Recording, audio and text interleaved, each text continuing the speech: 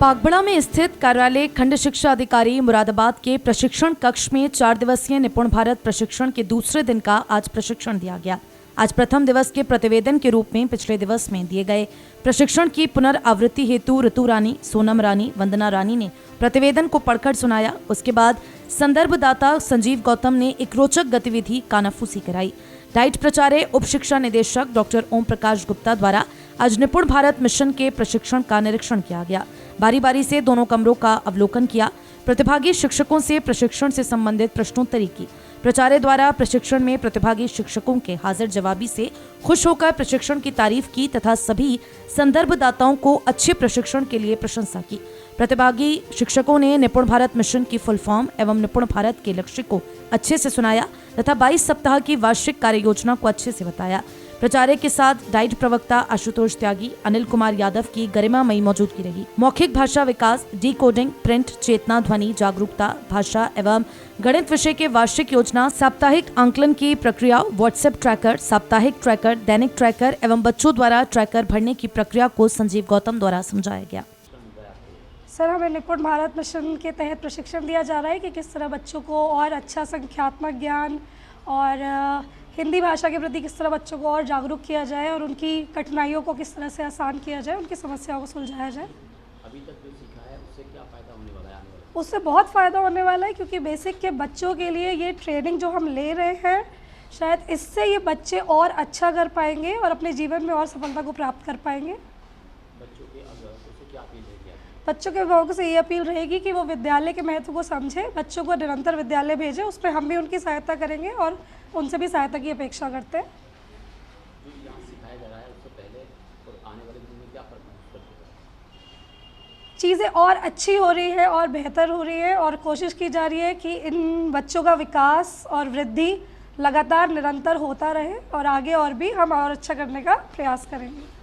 कहाँ है इस टाइम आप? मैं प्राथमिक विद्यालय नूरियो सराय गोट में प्रधान अध्यापक के पद पर कार्यरत हूँ। ये गोट न्याय पंचायत का मुरादाबाद ब्लॉक का विद्यालय है। इस टाइम आप कहाँ पे हैं? इस टाइम मैं बीआरसी केंद्र पागबड़ा पर 4 दिवसीय प्रशिक्षण में उपस्थित हूँ। क्या सीख रहे हैं आप? यहाँ पर हमें निपुण भारत से संबंधित सभी जानकारी दी जा रही है, उससे अपडेट किया जा रहा है, जिससे हम अपने विद्यालयों में जाके अपने बच्चों पे उसी के अकॉर्डिंग काम कर सकें। अभी तक आपने क्या सीखा है?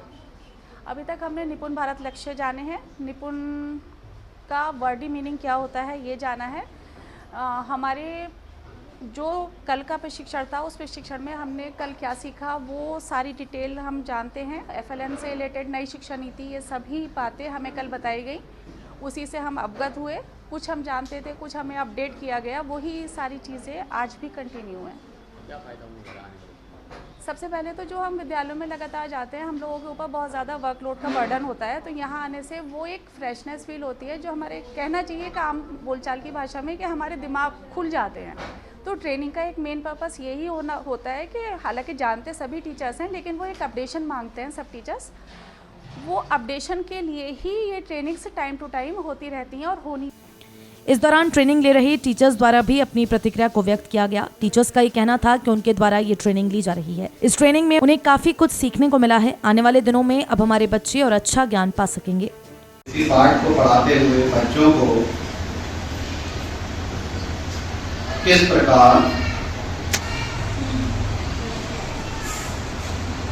डिकोडिंग का इस्तेमाल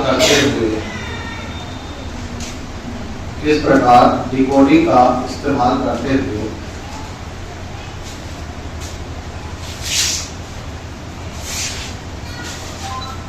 शिक्षण कार्य कराएं।